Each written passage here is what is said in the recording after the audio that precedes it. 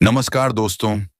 अगर आपको डरावनी कहानियां पसंद हैं तो चैनल को सब्सक्राइब जरूर करें, क्योंकि आज की कहानी है तहखाने का राज। राजस्थान के एक पुराने कस्बे में एक हवेली थी, इतनी विशाल और रहस्यमयी कि लोग दिन में भी उसके पास जाने से डरते थे।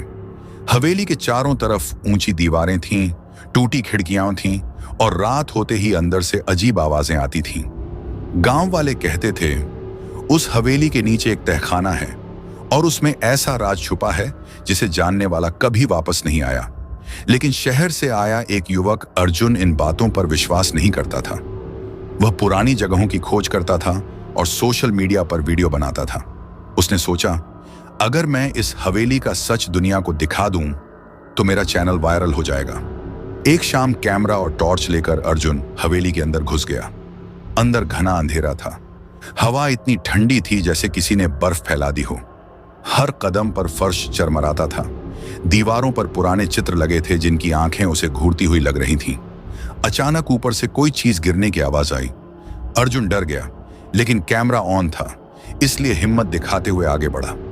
हॉल के बीचों बीच एक बड़ी लकड़ी की मेज थी और उसके नीचे फर्श पर लोहे का एक दरवाजा बना था। उस पर जंग लगा ताला लटका था। यही था तहखाने का रास्ता। अर्जुन ने ताले को जोर से खींचा। ताला अपने आप टूटकर नीचे गिर गया।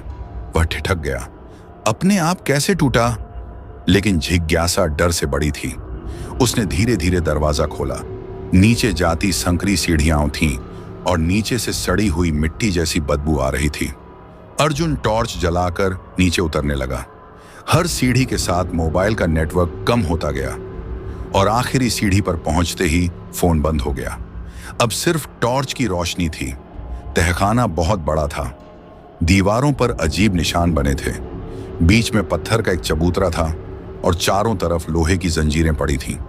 अर्जुन ने कैमरा घुमाया। तभी उसे एक कोने में पुरानी डायरी दिखी। उसने डायरी खोली। पहले पन्ने पर लिखा था, जो यह पढ़ रहा है तुरंत भाग जा। अर्जुन के हाथ कांप गए। दूसरे पन्ने पर लिखा था, यह तहखाना ठाकुर हरिराम ने बनवाया था। वह अमर होना चाहता था। उसने काले जादू के लिए कई लोगों की बलि दी। अर्जुन की सांसें तेज हो गईं। तीसरे पन्ने पर लिखा था, लेकिन आखिरी रात मंत्र उल्टा पड़ गया और जो बुलाया गया वह यहीं कैद हो गया। तभी पीछे से जंजीरों के घिसटने की आवाज आई। खर्रार।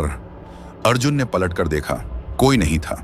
उसने खुद को समझाया, हवा होगी। लेकिन तभी टॉर्च टिमटिमाने लगी और फिर तहखाने के बीच वाले चबूतरे पर किसी के पैरों के निशान बनने लगे, जैसे कोई अदृश्य चीज चल रही हो। अर्जुन पीछे हट गया।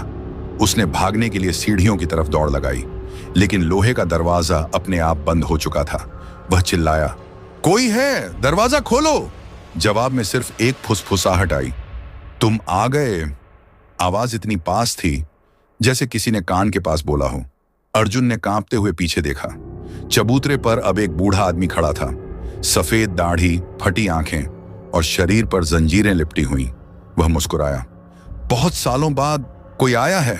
अर्जुन चीखा, तू कौन है? बूढ़ा धीरे धीरे आगे बढ़ा, मैं कैदी नहीं, रखवाला हूं। तो कैदी कौन है? बूढ़े ने अपनी उंगली अंधेरे कोने की तरफ कर दी। टॉर्च की रोशनी वहां गई और अर्जुन की चीख निकल गई। दीवार से बंधी एक औरत थी, लेकिन उसका शरीर आधा सड़ा हुआ था। आंखें पूरी काली, बाल जमीन तक फैले हुए, और वह बिना पलक झपकाए अर्जुन को देख रही थी। बूढ़ा बोला, इसे कभी बाहर नहीं जाना चाहिए। अर्जुन डर के मारे पीछे हटने लगा। तभी वह औरत मुस्कुराई। उसकी जंजीरें अपने आप टूटने लगी। ठन ठन ठन। बूढ़ा घबरा गया, नहीं, इसे मत देखो, इसकी आंखों में मत देखो। लेकिन देर हो चुकी थी। अर्जुन की नजर उसकी आंखों से मिल चुकी थी। अचानक अर्जुन के दिमाग में अजीब दृश्य आने लगे। लोग चीख रहे थे, आग लगी थी, बच्चों की रोने की आवाज और हर तरफ खून। वह घुटनों पर गिर पड़ा। औरत अब धीरे धीरे उसकी तरफ बढ़ रही थी। बूढ़ा मंत्र पढ़ने लगा, लेकिन उसकी आवाज कांप रही थी। औरत ने एक चीख मारी। पूरे तहखाने की दीवारें हिल गईं। टॉर्च बुझ गई। अब घुप अंधेरा था। अर्जुन को सिर्फ कदमों की आवाज सुनाई दे रही थी जो उसकी तरफ आ रही थी। थक थक थक। फिर उसके चेहरे पर ठंडी सांस महसूस हुई और एक आवाज आई, अब मैं आजाद हूं। अगली सुबह गांव वालों ने हवेली का दरवाजा खुला देखा। अंदर अर्जुन का कैमरा पड़ा था, लेकिन अर्जुन कहीं नहीं था।